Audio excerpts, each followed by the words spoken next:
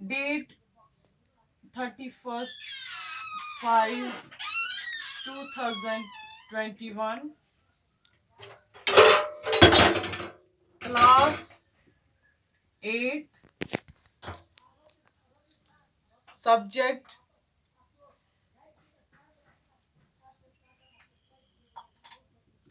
General Science.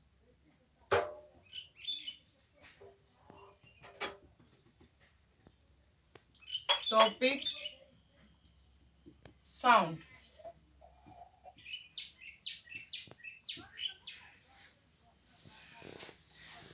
बच्चों, हम लोग पढ़ रहे हैं चैप्टर साउंड। परसों मैंने आपको साउंड चैप्टर जो है उसका इंट्रोडक्शन दे दिया।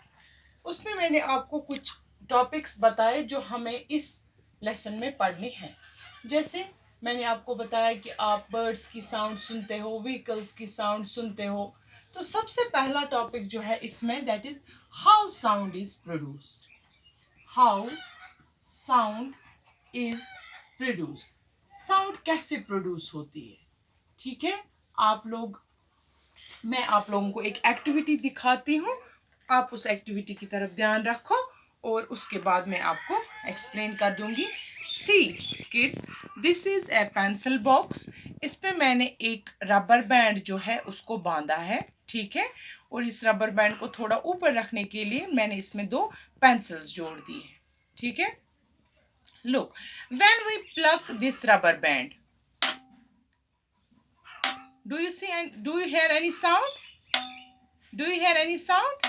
Yes, the sound is produced when I pluck this rubber band.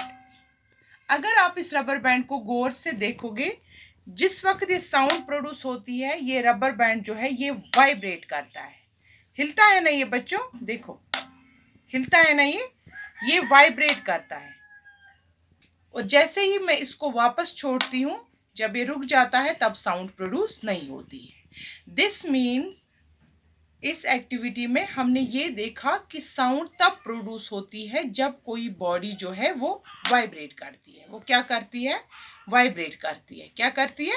Vibrate करती है, हिलती है। हिलता है ना ये रबर बैंड, जिस उसकी वजह से साउंड प्रोड्यूस होती है। ठीक है, तो यहाँ पर हम लोग लिख सकते हैं sound is produced by vibration.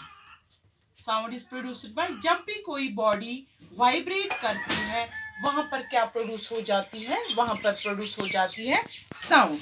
Let me show you another activity. यहाँ पर मेरे पास एक स्टील की एक थाल है, उसमें मैंने पानी रखा है। When I struck the plate, see what is produced? Sound is produced. आप लोग अगर इस प्लेट को छू के रखोगे तो आपको लगेगा जैसे ही हम इसको स्ट्रक करते हैं, ये प्लेट जो है इसमें वाइब्रेशन होती है, ये हिलती है ये प्लेट, जिसकी वजह से क्या प्रोड्यूस होती है? साउंड प्रोड्यूस होती है। ठीक है, यहाँ पर मैंने आपको फिर से क्लियर कर दिया कि sound is produced by vibration. Sound produce होती है किससे? वाइब्रेशन से।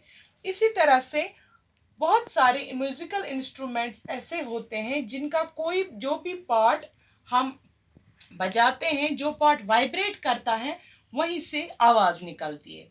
अब बच्चों, यहाँ पर कुछ आवाजें, कुछ बॉडी जो है वो ज्यादा वाइब्रेट करती है।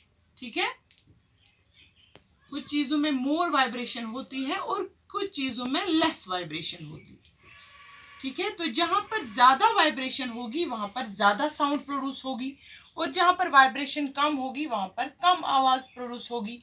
लेकिन एक बात है कि अक्सर जो हम इंस्ट्रूमेंट्स देखते हैं वो ज्यादातर वाइब्रेट नहीं करते हैं, वहां पर हम लोग ज्यादा वाइब्रेशन नहीं देख पाते हैं, लेकिन आवाज वहां से निकलती है। ठीक है, यू हैव सीन, हम लोग शादी में वो मटका बजाते हैं या फिर जिसको हम तंबकनारी बोलते हैं, उसका जो मेम्ब्रेन होता है। See guys, this is our traditional musical instrument. ये जो इसका मेम्ब्रेन है ये वाइब्रेट करता है। जब ये वाइब्रेट करता है तो आवाज निकलती है। ठीक है, तो vibrating part in this instrument is this.